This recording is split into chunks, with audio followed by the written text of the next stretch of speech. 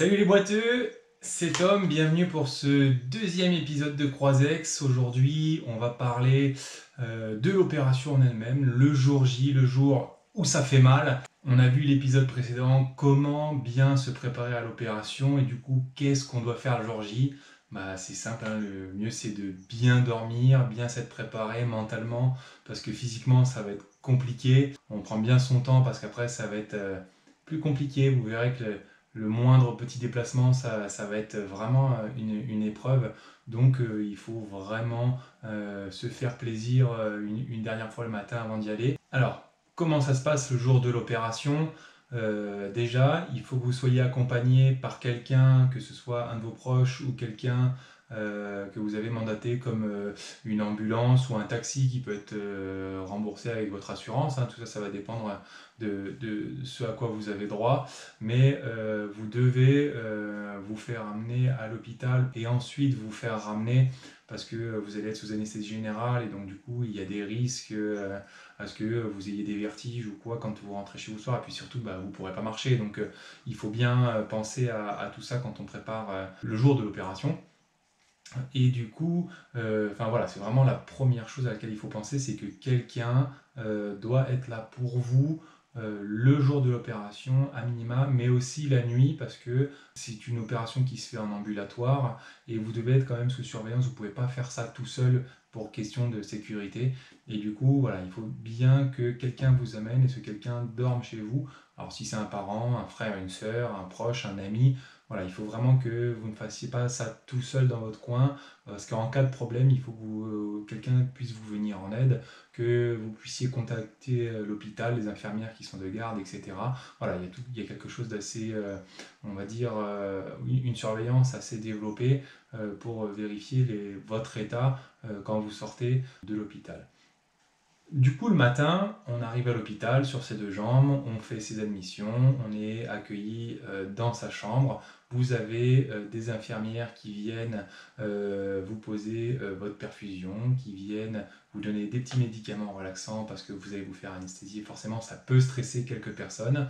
Vous avez aussi le kiné de l'hôpital qui va venir vous voir et qui va vous donner quelques gestes élémentaires à faire avant l'opération pour vous expliquer comment on fonctionne avec les béquilles, quel pied il faut poser avant l'autre, comment vous montez, vous descendez des escaliers avec les béquilles, parce que ça aussi, il y a peut-être certaines personnes qui ont nécessité de monter ou descendre des escaliers parce qu'on n'a pas tous la joie d'avoir un ascenseur ou d'habiter dans une résidence où il y a des ascenseurs pour rentrer chez soi.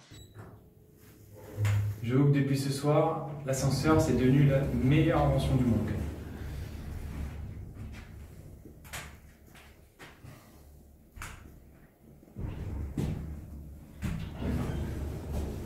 Donc vous avez ce kiné qui va aussi vous donner des exercices à faire à la maison le soir même de l'opération en rentrant. Des exercices où vous devez tendre la jambe au maximum, hein, vraiment pour réveiller le quadriceps et ne pas perdre l'extension totale de votre genou. Parce que si vous laissez votre jambe un petit peu fléchie dans sa position naturelle, les muscles vont se raidir et du coup vous aurez beaucoup de mal à retrouver ce 0 degré qu'on appelle la jambe droite.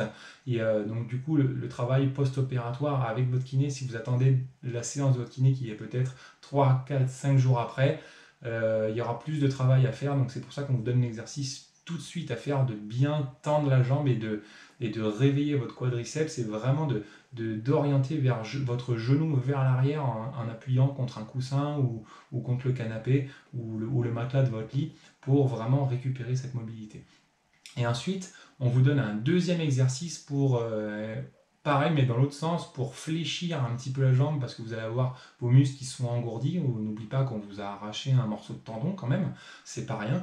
Et donc du coup, il va falloir remobiliser le muscle petit à petit. Les gens qui ont un skateboard, c'est mieux parce que c'est vraiment quelque chose sans effort où vous allez pouvoir plier votre genou autant que possible et ensuite le déplier et faire des mouvements de va-et-vient, vraiment pour commencer les toutes premières rééducations de votre genou. Donc ça, c'est important vraiment à faire chez soi, prendre sur soi un petit peu, affronter la douleur tout seul avant la séance avec votre kiné où là vous allez travailler vraiment, votre kiné va vous masser, va vous faire plier la jambe avec sans résistance, etc. où ils pourront aller plus loin, mais déjà il faut faire ces premiers exercices, c'est vraiment très très important quand vous rentrez à la maison. Bien l'heure où arrive votre opération, vous êtes emmené dans une espèce de salle d'attente hein, sur votre brancard. On va vous brancher d'un petit peu partout, mettre des électrodes pour vous surveiller, bref, etc. On vous amène au bloc opératoire, on vous met un masque à oxygène, on vous injecte tous les produits qui vous font tourner l'œil et puis vous vous rendez compte d'absolument rien. Voilà, le chirurgien vous dit coucou, ça va, et puis vous le voyez absolument plus. Et quand vous vous réveillez, vous entendez une petite voix au loin qui vous dit monsieur, monsieur, réveillez-vous, réveillez-vous, et puis vous vous réveillez, vous êtes dans les vapes. On dit qu'est-ce que je fous là, etc. Puis ça revient rapidement et vous avez votre jambe complètement bandée qui est là et merde, ça y est, putain, je vais avoir mal, etc. Donc non, non, c'est vraiment bien fait. Vous êtes en salle de réveil, on vous réveille tranquillement, vous prenez votre temps. Voilà, vous êtes avec d'autres personnes, hein. Vous ne serez pas tout seul dans l'hôpital, dans une salle de réveil, c'est plusieurs personnes. Bon, vous êtes un petit peu isolé avec des rideaux, etc. pour ceux qui ne connaissent pas. Mais voilà, il y a quelqu'un qui va vous surveiller le temps de votre réveil avant de vous envoyer dans votre chambre. Donc ça va durer 1 heure et demie, 2 heures. Et un truc super agréable. L'anesthésie générale, il peut y avoir des impacts sur votre corps et notamment le fait d'aller pisser, hein, tout simplement. Il peut y avoir des dysfonctionnements. Donc le truc le plus cool qu'on vous demande de faire, c'est-à-dire autour, vous avez peut-être 8 personnes qui sont dans le mal, vous avez 4 infirmières, on vous apporte un espèce, ce qu'on appelle le pistolet, un petit réservoir, où il va falloir pisser dedans avec tout le monde autour. Donc moi, direct, ça n'a pas marché, j'ai dit non, non, je vais remonter dans ma chambre, j'irai pisser tranquille, sauf que vous devez y aller avec vos béquilles, etc. Donc on vous encourage à faire dans le pistolet, mais rien à faire, moi c'est pas possible, je pisse pas quand tout le monde me regarde, et je pense que la majorité des gens non plus n'ont pas envie de pisser, alors que vous avez 14 perdus autour de vous qui disent bon, allez, ça y est, tu vas pisser, putain, il est temps là, on attend que toi, on veut le truc nous aussi pour pisser dedans. Oh non, c'est dégueulasse. Donc j'ai été autorisé à remonter dans ma chambre, à aller mon WC dans ma chambre particulière, et puis ça s'est très très bien passé.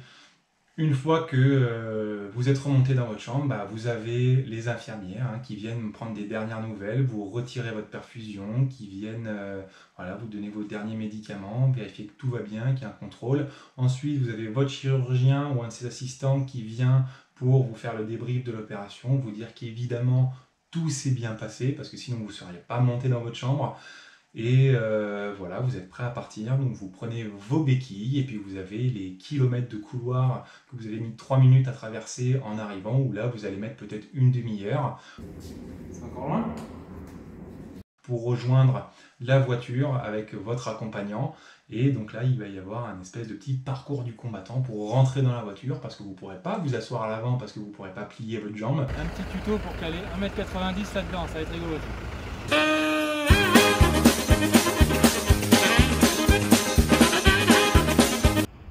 Nickel.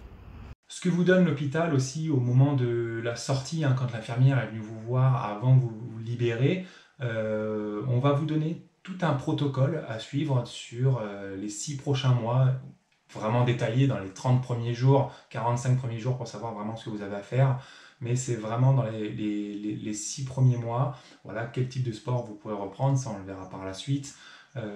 Quel mouvement vous pouvez faire, vous ne pouvez pas faire, qu'est-ce que vous devez faire au niveau de votre propre auto-rééducation en attendant le kiné, qu'est-ce que vous ne devez pas faire, comment vous marchez avec les béquilles, etc.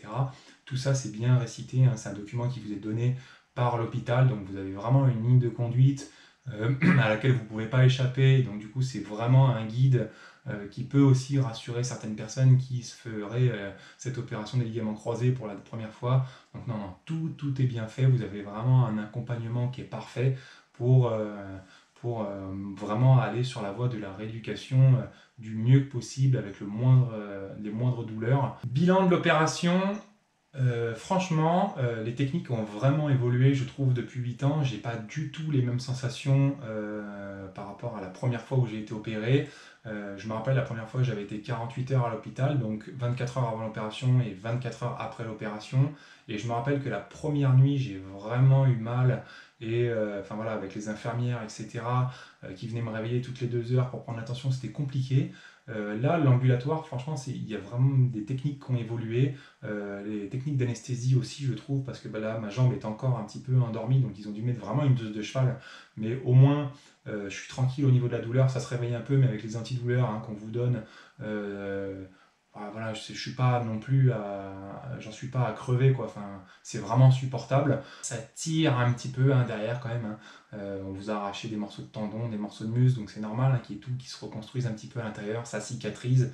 Voilà, c'est pas très agréable. Vous devez garder votre jambe tendue en permanence. J'aimerais bien la plier, mais si je la plie, ça me fait hurler parce que forcément, hein, vous allez forcer sur les tendons qu'on vous a arrachés. Donc non, il faut rester par contre jambes tendues. L'inconvénient, c'est les nuits, quand bien même j'ai super bien dormi après la première nuit, c'est que vous devez dormir sur le dos. Moi j'ai l'habitude de dormir sur les ventres, donc c'est un vrai enfer. Donc j'ai pris les médicaments pour me shooter, comme ça je suis sûr de dormir.